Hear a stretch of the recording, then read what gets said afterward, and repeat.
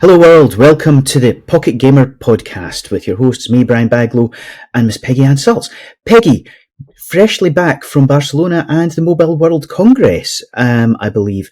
But that's not all. You've been everywhere over the last few weeks. Yeah, it's been one of those years. Actually, it's Barcelona after Barcelona with a little bit of Berlin between. So it was Barcelona for Games Forum. Got some great people coming on the show I picked up there. Everywhere I go, I bring back great guests. So it has been a whirlwind. 3 trips in 1 month. Speaking of 3, the magic number 3, well, that's what I did. I went out and started a conversation with Innogames, and they were so gracious. They said, we won't give you just 1 guest. We'll give you 3. We have a triple dose, if you will, of practical insights to keep our audience on track and reaching that goal, right? That mother of all goals, extending the life of your game, right? So important to studios. And who better to tell us than the folks at Innogames, because they are the powerhouse that brought us Tribal Wars, legendary strategy game that's been around for 20 plus years. Forge of Empires just hit a $1 billion lifetime value milestone in 2023. I mean, I think this is the most we've had on a show, period, Brian, and certainly the most experts in one place. We've had a duo of guests in the past, but we've certainly never had the complete package. So welcome, everyone. So we have Matt Milligan. Matt, product head. His focus is Forge of Empires. Matt, great to have you. Stefan Flinterhoff, head of Game UA, Forge of Empires. Stefan, great to have you as well. Hey, and Thorsten Schankin, senior product manager. His focus is Tribal Wars 1. That's the one, Brian. That's the one that's been longer out there than maybe Steel Media has. I don't know. It's 20 years. Quite possibly, quite a while. Yeah. Matt and Stefan, I guess, product and marketing really do belong together. But can we start by unpacking a little more about how you work together? So how do you guys focus on bringing together the product side? Sure. And maybe the I can start, because just to mention it already in the beginning is that we basically just changed the UA structure last year to focus more on the games we actually have. So beforehand, we were kind of structured around different marketing channels and partners. And I, for instance, was in charge of a team which is taking care of search, display, and DSP partners. But then last year, we shifted from that towards a clearer game-focused structure in UA. And that means now that my team is taking care of all kind of different partners, but we have the luxury that we don't have to think of 4 to 5 different games and also how to approach the audiences in the best way. So now we can really focus on Forge of Empires in my case. And I have the pleasure to work closer with Matt together now.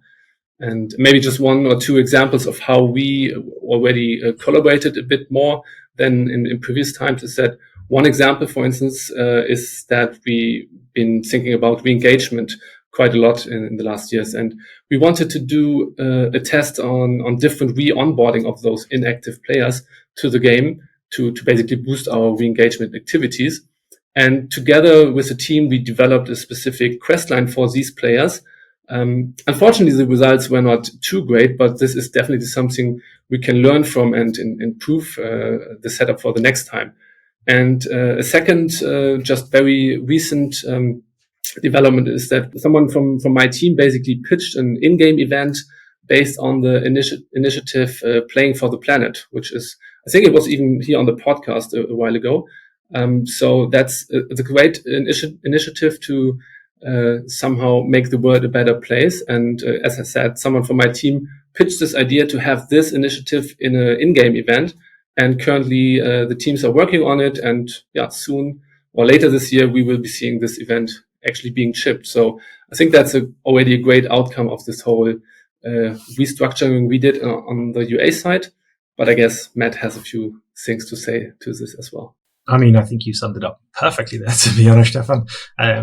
From the game side of things, it's much easier because we now only have one person to talk to rather than, let's say, 20 or 30, and having that more personal relationship makes it much more easy to communicate. It's easy to streamline communication. And it means that we can be a lot more transparent with each other. We can align much better. And I think that's really the key of any game and marketing relationship, is having that alignment and working together in the same direction rather than in 20 different directions as we were potentially a year ago.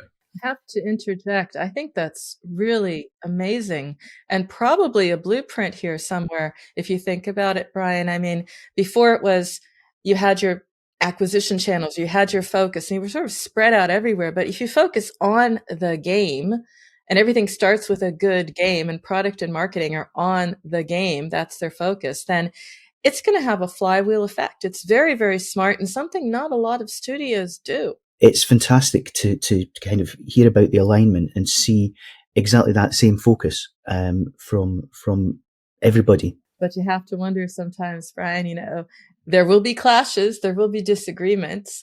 I'll pick up with the question I was thinking about, how do you do that? You work together focused on the game. It's all about Forge of Empires, but there is going to be a difference of opinion, do it this way, re-engage that way. What do you do? Luckily, so Stefan and I actually worked at a previous studio together, so we do have some form of relationship already, which was quite nice. So we already got off on the right foot in terms of trust there. But for us, it's, as I said before, it's really about having that alignment and being completely transparent with one another. So what are the plans of the game for the next X years? Not only the next 6, 12 months, but really where are we headed for the next 5 years, for the next 10 years? How can we then support one another with that? Can we contribute or help marketing out with certain initiatives within that time frame? Do things align with our vision or strategy? But I think ultimately, as in any company, it comes down to what makes the most sense, which is quite an easy thing to say, I guess. But it's all about what has the better ROI. What's the cost of delay for certain things if we bring stuff forward? And overall, we do try and do everything. And I think we're pretty good at getting everything done. It just comes down to a question of time. Thorsten, you're the product manager of Tribal Wars, and almost a one-man band as you don't need marketing. It's an incredible place to be, but how is that possible? How is this working? Well, I wish we had marketing, obviously, like everybody would, but it's obviously through black magic. I have to tell you, Brian. But no, but jokes aside, Tribal Wars is in a very special place, I think. So Tribal Wars was there in the beginning. It was one of the first games that did what it did, and you might look at it now and think, it's a bit outdated. It looks old school, but that's actually what players love and like to return to. And back then it actually looked cool. I mean, it was 2003. There was graphics and you could play it in the browser with your friends. I mean, that was pretty cool. And I think players fondly remember that. And I sort of see it like a cult movie sometimes. I mean, you have your Home Alone, you have your Die Hard that you watch every Christmas, and same with Tribal Wars. You have a check back every year. What changed? Are my friends still there? Can I start another round? Can I start playing again? And I think it's a bit of this nostalgic feeling that we're riding on. You had an incredible start to 2024. Just this year. What do you attribute that to? Is it were there changes made, or is it just that nostalgic factor with people coming back to see if it was still there? Actually, no, we're working still on the game. I mean, the team is not as big as the Forge team, for example, but we have a very dedicated team, and we don't have much overhead, which helps us to bring new features into the game very fast, and especially features that are requested by the community. And obviously it's mostly small changes, but we're working on events. We just introduced a new event in January that contributed to the success. After all these years, our game designer comes up with really, really cool in-game ideas for events, and players honor that by playing it and being very, very engaged and in the end spending money. So I think it's a mixture of that. Like, we keep the player base happy, but we don't rest on our laurels. We introduce new stuff that engages the players again. And I think that's a really good mixture. And just to illustrate that, although we are the oldest game at Innogames portfolio, we have the youngest demographic. Our players are the youngest of all the games, which is amazing. But the mean age of our players is around 37 years. And when you count back 20 years, you were back then you were 14, 15, 16, you were in school, you played with your friends. And I think you can come back now after 20 years and then finally you have the money that you didn't have as a pupil probably and start investing in the game. And I think, as I said, this mixture of nostalgia and keeping the game fresh really helps. I have a bonus question for you, Thorsten, if I may, which is, how important is the community? You know, have they been with you, you know, for the duration, or you know, do you lean into them for a lot of the updates and the innovation that you talked about? Well, the community is everything for us. The players, as I said, I think we have very loyal players. They have been there for 20 years. Not all of them, obviously, but listening to the community is, I think, the recipe for success.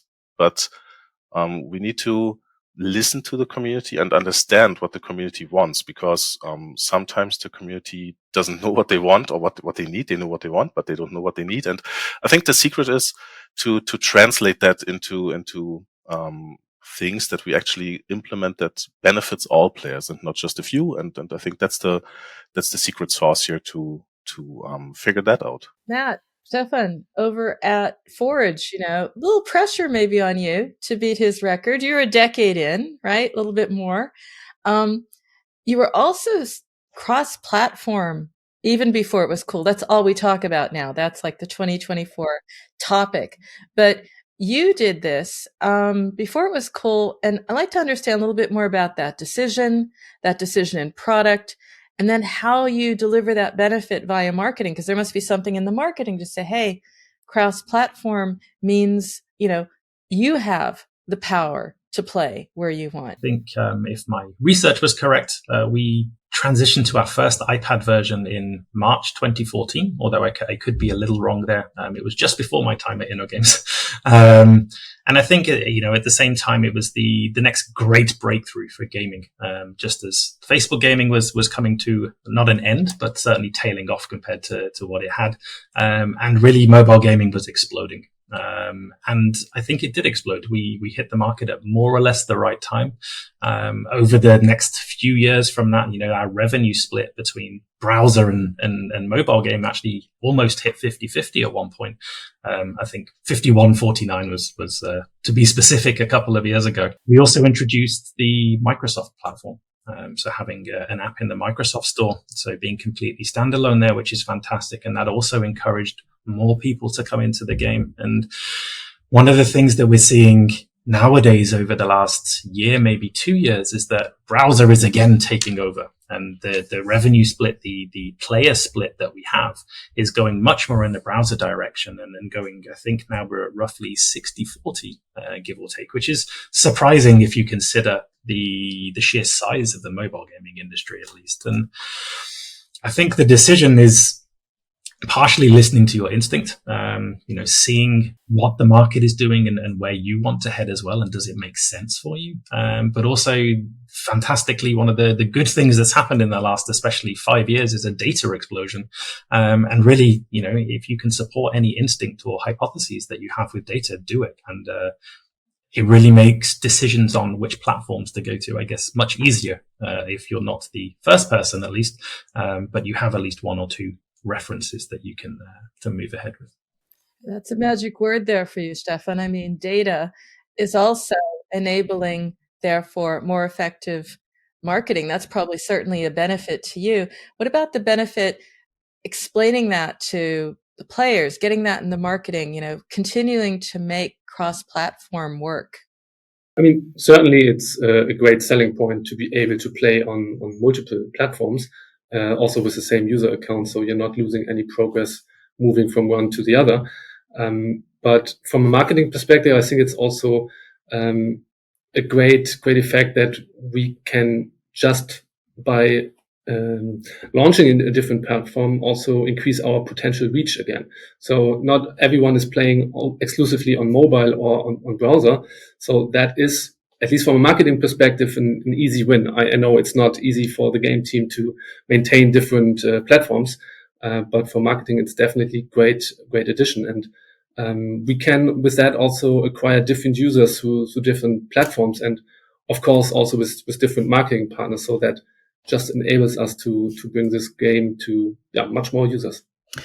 And Thorsten, coming back to you, you're thinking about restarting marketing. You said you would love some marketing, but for a 20-year-old game such as yours, how much of the Forge of Empires playbook can you borrow from, and what can you learn from the rest of the team? Well, to be perfectly honest, I don't know yet, but I hope we can borrow a lot, because we were supposed to start marketing a bit later in the year, but actually we started on Tuesday because, as I mentioned, small overhead in the team, so we got our devs to implement marketing, tracking, and all that stuff very, very fast. So we started on Tuesday. It's a very small test. It's a more of a technical test. If we can pull it off, it's limited to 2 markets. It's on Facebook, but it's running. So we see players coming in from the marketing campaign. Some even spent money already. That's really, really cool. And I think we just have to take it from there. We see where we are, and then we take the learnings from this round, and then we expand it on different markets, different platforms. Maybe there's even some mobile marketing in the works, because 30% of the Triwars revenue is actually coming from mobile as well, and you wouldn't suspect that from such an old game, right? Not a lot of players are exclusively on mobile. They play cross-platform, which is really cool. But yeah, the sky's the limit. We are looking at getting new creatives and testing old creatives versus new creatives, and as I said, different platforms. So we are just at the beginning, but it's a very, very interesting journey, I think. It's kind of interesting. You restart marketing, you come at it new and fresh.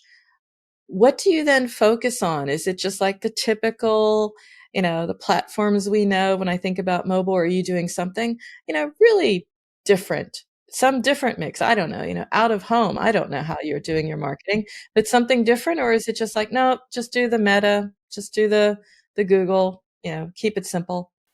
Also, we're not sure. So right now, it's uncharted territory. No, honestly, but right now we're just testing really the old creatives that we have from 15 years ago, like the old ads that look very outdated, but we think that might evoke some feelings of nostalgia, as I mentioned earlier, right? So people seeing that, and who's on Facebook, probably not the youngest people, but so they see the ads and then, hey, cool, I know that game. I want to come back. I have seen that ad before, like, a long time ago. So we are, just for now, testing the technical aspect of it and then trying to get players in and see how they behave, and just learning. And then from there, we will expand and get better. And then, of course, we will learn a lot from Forge. Matt, let's come back to you. The challenge for you, I guess, with a linear game is how you implement that kind of live ops approach, those events, those updates, in a way that works. So, how are you guys approaching this? I mean, one of the good things I would say is that we're not just doing live ops. And I think that's the key, that you have to continue to expand is probably the wrong word, but also a very good word as well. Because you obviously don't want to bloat the game. You want to keep it focused, but you need to encourage more activity. And so we still do actively make pretty big changes to the game. And we'll continue to do so for hopefully at least another decade. I slightly have a competitive spirit and obviously want to outlast anything Thorsten has done. But it's good to see, so from mid 2023 and now it's fairly safe to say that we're growing again, or rather regrowing as a title. And with that, there's a lot of potential to improve. And we use live ops to support that approach rather than being driven from a live ops side. And I think one of the things that surprises people, at least in a linear game, one of the biggest things that we have to combat, and I use that word deliberately because I think that's the approach that most people take, is that most people try to combat power creep. We don't. We actively want to support power creep. We want to give it more places to go. And that makes live ops and the core game very entwined together, and it creates more avenues and more areas where you can put rewards into and more relevant things into the game to allow that power creep to go and have this consistent kind of fake content race, as it were. And by doing that, we're able to have more events, we're able to have more rewards and keep that live ops running, but also adding great features to the game at the same time in the direction that users want. Stefan, let's talk about the business. It's totally fun doing this, but it's always, it's getting players in. You focus on UA. It's about getting great players in, letting them play the way they want, as Brian pointed out, right? But great results come out of it. But loyal users are made, not born. You have some great retention numbers. What do you think contributes most to this success? First of all, I have to say at the beginning, there is always the game, as you also pointed out earlier already, Peggy. So without a great game, we could not be live for such a long time with our marketing. And of course, we are somehow feeding this machine to some extent with a constant flow of new players coming in, but the game is making them stay. So we're nothing without the game. So in UA in general, we always try to find the right players for our game. We're not trying to oversell it just by, for instance, showing only CGI material, which has nothing to do with the actual gameplay. So that's something we try to avoid. And as a company, we are really number driven. So we have a great prediction model for our marketing performance in place, which shows us basically on the first day already a return on advertising spend prediction. And of course, that capability helps us a lot in making really informed decisions on what kind of creatives, campaigns, and partners we should be focusing our work on. But again, the heavy lifting really comes from the game. So you can have the best marketing campaign and creatives in the world, but if the game is not fun to play, the players would leave to the next one instantly. Everyone has to own it. Everyone has to feel they're a part of it. How have you approached that as well, Matt? I'd like to understand, because marketing has their forecast, but everyone has to buy into it. How have you made that part of the single source of truth for product as well as for marketing? And is there a lesson in there for our audience of indies about, hey, forecasting matters? I think we could probably do a chat on this topic alone, to be honest, given the number of forecasting tools that we use within Innogames. I mean, on top of the marketing model, we have one model that predicts the next several years for every single game that we have. And that allows us to see what action we need to take in the long term. Do we continue on the road of sustainability, which we tend to stick to, or do we have to take drastic action? Do we need to move our games to a different stage of development instead of the growth stage, for instance, the plateau stage, where our tactics and our strategy are a little bit different? We then have another model that predicts the next year, and we renew that every 6 months or so. That allows us to react a bit more immediately to weaknesses within a year. It allows us to see if there's going to be a hole in 1 month that we can pick up next, the infamous summer hole that mathematically doesn't exist apparently, but for some reason seems to show up every year. And then we have another model that we use to predict the next 3 months. And that's one that's very accurate, within around about plus minus 5% on the bad end of things. That's where more manual input is required and more knowledge of the game, more knowledge of sale uplifts, more knowledge of the effects that new features or feature iterations are going to have.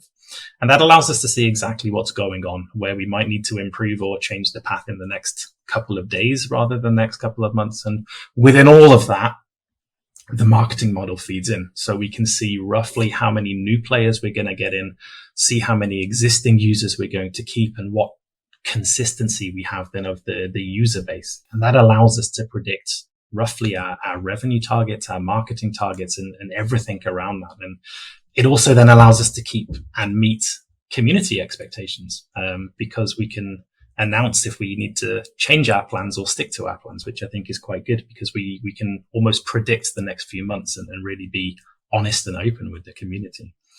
But coming back to what you said about, is there a lesson for the audience? Again, it comes back to data being your friend, or at least it can be.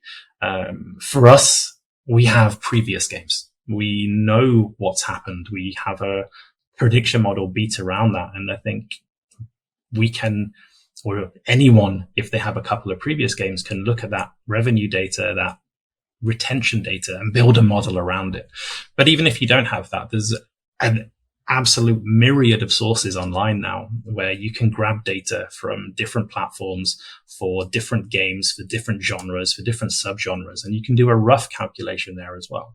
It's not going to be as accurate of having your own in-house system, but I think you can calculate a very approximate return on investment by using the CPI and kind of calculate the user value after a few months. And that's where I think the key is using that data that's out there and really using it to support what you want to do. So, Thorsten, coming back to you, you've got fans out there and players who have been loyal to the game, playing the game for 2 decades, longer than many of our listeners may well have been playing games full stop. So what did you do better or differently to other studios to build that level of connection and keep those people with you for, potentially longer than some of our listeners have been alive? Yeah, I mean, that's the holy grail, isn't it? So I think there's 2 points. The first one is that I think the age helps us with it, actually, because our game is feature complete. The core game is running very well, and it different to Forge and what Matt said. We don't need to introduce more and more and more. We just start a new server, and it's like a board game round. Players return and see, hey, I lost the last world. Maybe my alliance can win this world. So I think we are not running against the community like other games. Probably younger games have a huge backlog of things they want to implement and have to implement. We do not, because we are already working very well as a game, and so everything we do is in accordance with the community. I think that helps tremendously, and everyone will tell you that they are community driven and they care, that they listen, and they do. I don't doubt that, but I think for Innogames it's a bit different because Innogames wasn't a company that developed a game. There were the 3 founders that developed a game. They wanted to play themselves. It worked out. Friends played it, others played it, and then they said, hey, it works well. Let's form a company. And I think this spirit is still ingrained in the DNA of the company. And then just some examples, because I don't know, a lot of employees that work here, not only in the Tribal Wars team, but in all other teams, they applied because they saw, hey, that's the company that made Tribal Wars. It's the Tribal Wars company. That's cool. I played that when I was younger. I'm still playing it. I apply there because that sounds very cool working there. And we have a lot of people that started as external community managers, then moved in-house, then moved into product management. And I think this is so deeply intertwined in the structures of the company that it helps a lot, because everyone knows that the community matters. And for example, my boss and Matt's boss, our studio head, he started as an external community manager. And so whenever I explain why we have to do something for the community, then he's open ears, because that's what he grew up with, right? And also the founders are still there. And when we do something that goes against the community, then we get in trouble with the founders. And it's really, really cool that they care so much and still know what's going on in the games. It's pretty cool. Stefan, let's consider the UA, the user acquisition, with games that have this longer lifespan than most. You'll have to have changed your approach to UA over the years, and it's the channels that deliver the most value will have shifted. So, what does that look like right now? Where is it that you're going to find those players? I would say over the last years we have built up a very, very broad marketing mix of probably something more than 30 meaningful partners we have in place. And as you said, we've seen partners come and go, but we always try to not rely on a single or a handful of partners, but really spread our investments and reach. For each platform, there are, of course, also different partners, and only a few of those partners really are really active or also successful on all platforms. So in general, we try to have a very close collaboration with all of these partners to ensure that we are really close to them and that we stay up to date with their latest developments. And in the end, then also to fully use those potentials of these partners. Yeah, I mean, I guess everyone says that, but on top of that, we are always looking also for new potential partners to further extend our marketing mix and not just to stay with the ones we have for a long time. That makes perfect sense. That's very interesting, because there are so many people, so many marketers we've had that's like, stick to the basics. These are times, just, do what works, because you have to get growth. It's great you have a wonderful and connected community, but you have to get the growth as well and hit those numbers. And yours is about, again, experimentation, where many others are saying, no, let's just battle down the hatch, let's stick to what works and let's not look beyond that. Is that an easy sell within the company? Because again, I've spoken with marketers where take that up to C-level and they're like, no, I'm risk averse right now.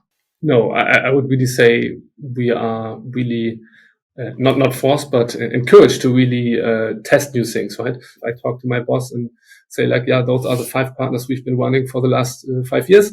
And I'm not presenting any new tests, and he would be really, really disappointed. So that's somehow the spirit within the marketing team, that we want to test new things and new approaches, and just not settle with the stuff we had already. One of the things that has become very clear over the course of our conversation is the fact that despite having this huge legacy in these games, which are so well loved and have such active communities and ardent fans, is a sense of innovation, a sense of looking for the new ways to find users, to engage with users, to give them something within the game.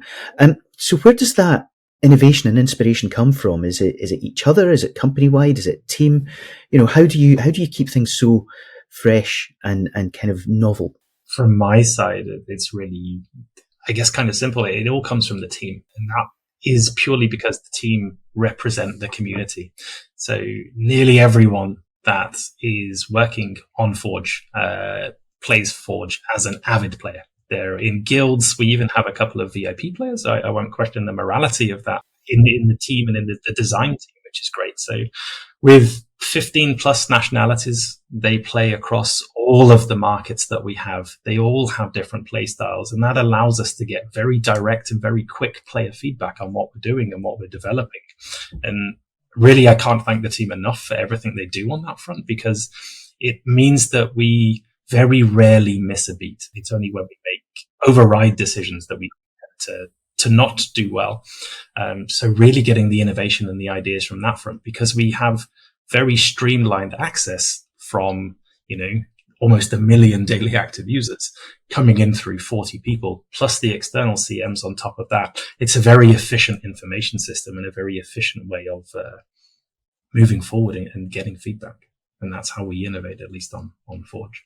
Yeah, maybe to add that, I think one of our values is open information sharing and transparency. And I think that alone helps also, that not only, let's say, the Forge team or the Forge UA team can add some ideas, but basically everyone in the company is open to give feedback and to share some ideas. And that, I would say, helps a lot to innovate also then. When looking, for instance, at creatives, this and the inspiration for these, I think it helps a lot to think about the different player types, their motivations, and that usually brings already some good ideas. And then for me personally, for instance, AI helps then to translate some of those ideas into rough visuals, which then can our specialists can take and do their magic and create the stunning videos and artworks we have, which of course I couldn't do.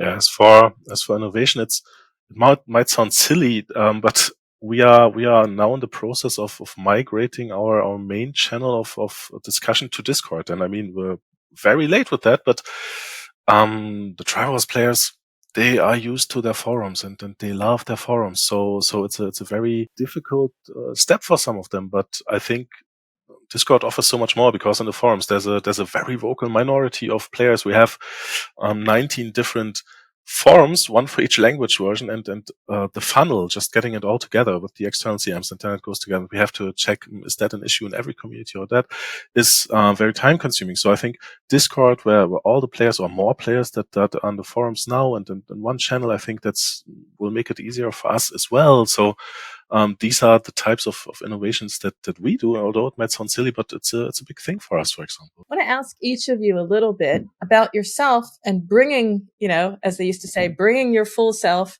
to work, right? I'll start with you, Thorsten, because I was reading about your background and I thought this was great because, yes, I also studied political science. Look at me. I studied political science and philosophy. So what I'm doing in gaming, we have to figure that one out.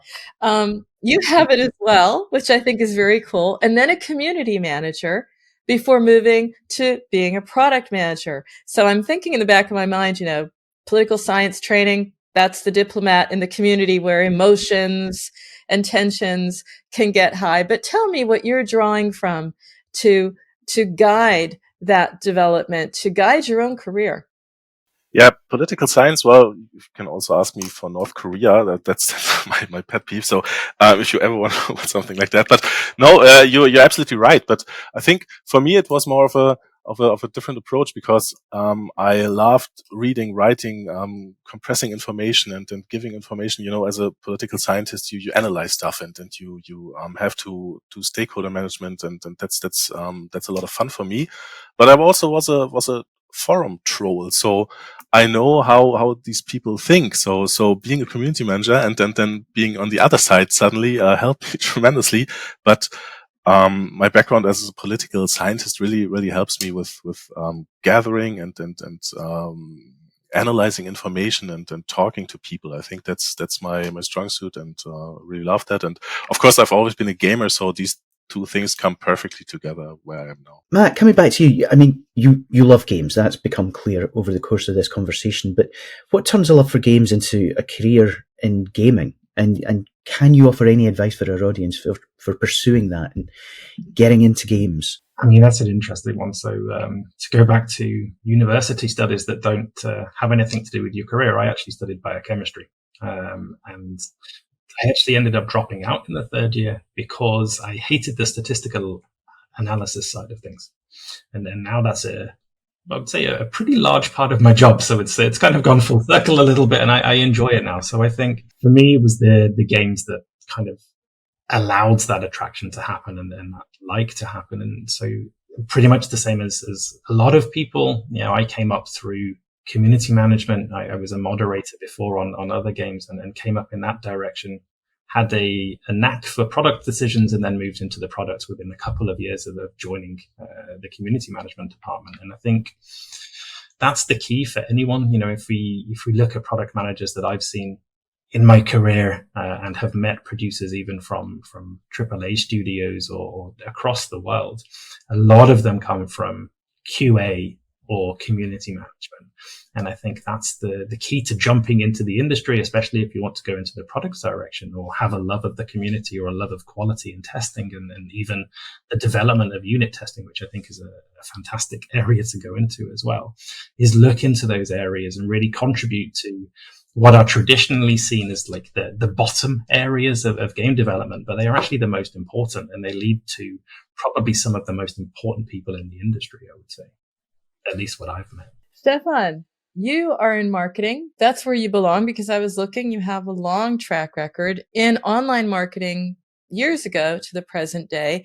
So in your case, it might be a little bit of just staying true to your roots and diving a bit deeper. What is it that you bring from that marketing experience to your current marketing role?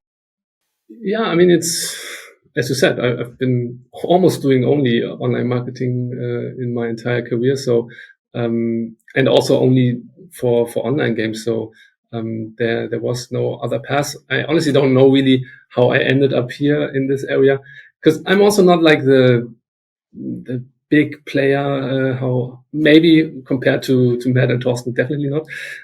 But I mean, the one things I do play are like fantasy football groups. And yeah, I think what I like about the games is really looking at the data, how are the developments, and that connects pretty good to the marketing because marketing is in the end a lot about data and looking at developments. And that somehow brought me then to this company and to working in games. That brings us very neatly to the end of today's podcast, today's session. But we don't let anybody escape without asking two very key questions that our audience are on fire to understand. The first is, what game are you playing right now? What's obsessing you? What are you spending a lot of time on? And secondly, favourite game of all time? Stefan, let's stick with you first, if we may. Yeah, so at the moment, I do honestly only play Forge of Empires, but it's also because I really don't have much time. I do have a little daughter, which is keeping me quite busy. But when looking at all-time favorites, clearly the FIFA series, as I said, I'm very into football, so that's my take. That's fantastic. Thorsten, how about yourself?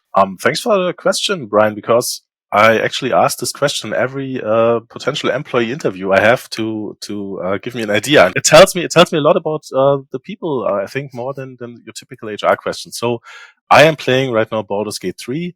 But because I'm a completionist, I'm 100 hours in and there's no end in sight. And I only have a couple of hours, well, if it's even hours, because I have a small toddler, and that, of course, keeps me from playing as well. But when it comes to all-time favorite games, I first want to drop a shout-out to The West. It's the second game that Innogames produced. And it's an RPG set in the Wild West. I started as a community manager there, then became a product manager on that game. So I really want to give a shout out to that. It's a bit underrepresented, but it's a really nice game. But you see where this is going. I love RPGs, and my all-time favorite games would be Fallout 1 and 2. So the isometric ones, not the 3D ones, although they are really good. But yeah, I'm that old already. Sorry. You're in good company. You're in very good company, sir. And last but not least, Matt, how about yourselves? Yeah, at the moment, I've hopped onto the Nightingale hype train, and I'm mostly enjoying it, but spending a lot of time trying to master it is quite complicated in terms of the supportive system it has for construction there. As for my favorite game, I think there's probably two categories, one that inspires nostalgia and one that doesn't. And nostalgically, Alex the Kid, Commander Keen, those from back in the day. Slightly older games than Fallout, even though the Fallout series were amazing. But more recently, Horizon Zero Dawn, the PlayStation exclusive Infamous games.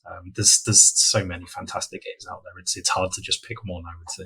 That brings us to a conclusion, I'm afraid. As much as I would love to carry on, I think we could usefully pursue a lot of these topics over the course of an afternoon.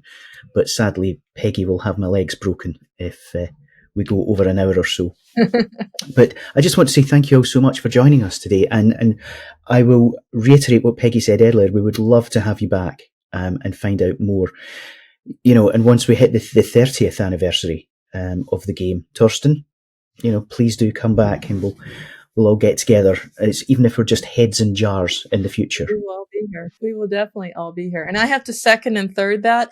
And I have to say that understanding how you're working together and that it's focused on the game and how you're approaching forecasting live ops, there's just so much here, so much that you've shared, so much useful information. One, it's a great episode. It was fun. It was informative.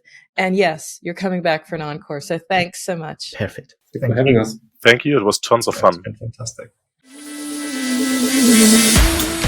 This show is all about how to do your job better, how to make an amazing game, how to market it, and you have a say.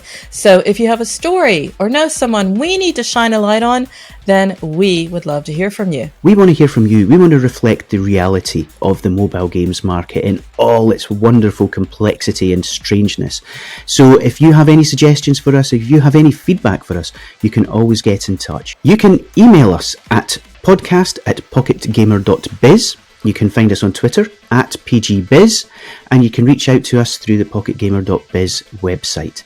If you're interested in listening to all of our podcasts, you can find them at pocketgamer.biz/podcast, and we would love to hear your thoughts on future shows. And we've got you covered on all the major platforms, so subscribe to the audio podcast, as Brian said. Look for us on YouTube. If you want to read it, hey, you can do that too, because we have a companion post for you as well on the pocketgamer.biz website. Tune in again for the next edition of the pocketgamer.biz podcast, and we look forward to speaking to you in the near future.